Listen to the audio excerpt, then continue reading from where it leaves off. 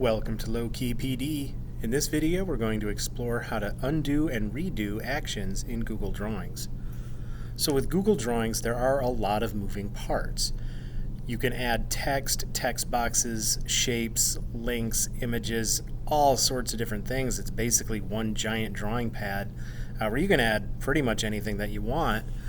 And as you work on your drawings, you may find that you did something that you don't quite like and you want to go back and fix it, or at least get rid of it or change it or somehow edit it.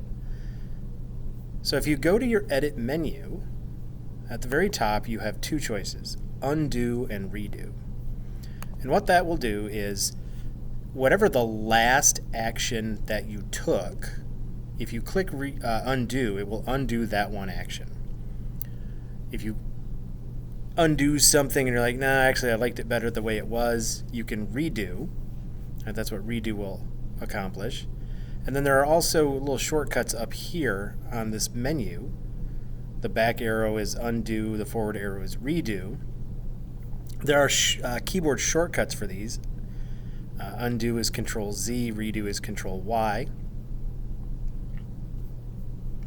But it will also save a large number of actions that you've performed on your drawing. So if you want to undo several things that you've done, clicking the undo button several times will undo the past so many actions that you did in your Google drawing.